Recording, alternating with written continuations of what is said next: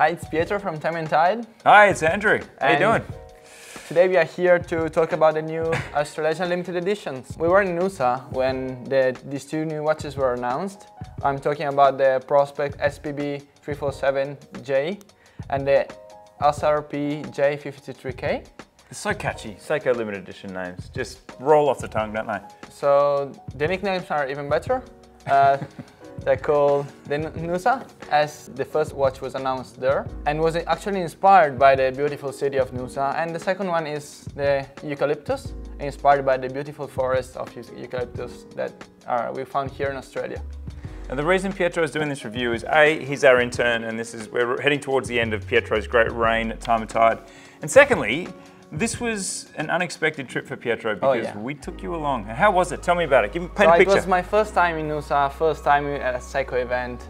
When the watch were announced, we were at the beach looking at the sea. The sun was going down, so we had all the feelings that this watch represents. The sun was hitting the eucalyptus trees, which released this beautiful miasma of eucalyptus oil. Yeah.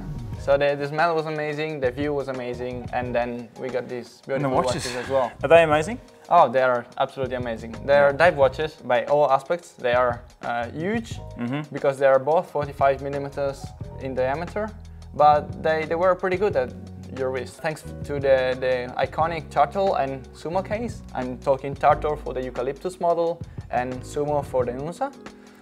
They really hug your wrist, so they're nice watches to wear. And by the end of this review, you'll know which one's right for you, if not both. Pietro, which one, if I said to you right now, which one are you taking off the table? So I would take the dial of the Noosa one and put it on the case of the These Italians, they're just so greedy. It's a mashup. It's a remix. Yeah, absolutely. The Eucalyptus case, the turtle case, were so good with its short lugs. Yeah. It's very comfortable. Yeah, it's 47.7 lug to lug, and in a 45 mil case, it's impressive. Yeah, it is, and it's surprisingly wearable.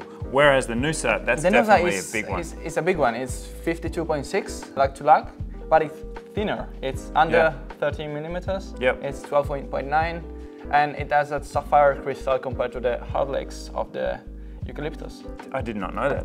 And tell me about the dials, because they're really different. Yeah, the dial is the most beautiful part of these watches. The Noosa is a vertical gradient dial that comes from almost black on the top to a blue at the bottom, and it's meant to signify the sea at night. So you've got these shadows, there's a subtle texture in it, and then there's the tip of the seconds end and the minute end that are yellow. Yes, a bit of a pop of yellow, which I suppose is the sun somewhere. Yeah, the last glow of the sun. Yeah. So romantic.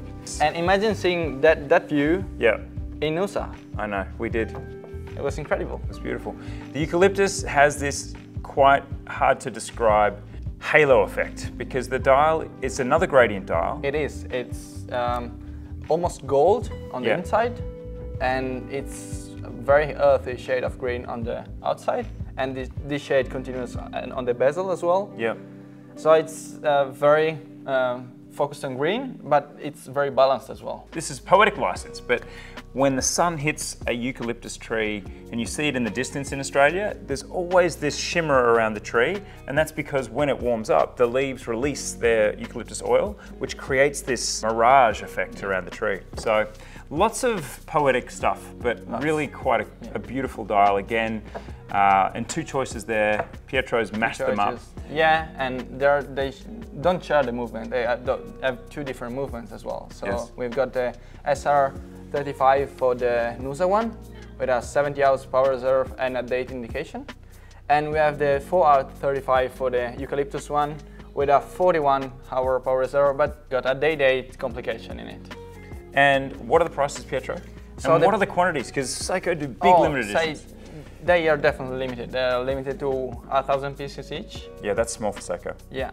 And only available for Australian and New Zealand customers. Sorry, guys. So should have said that earlier. You would have switched off.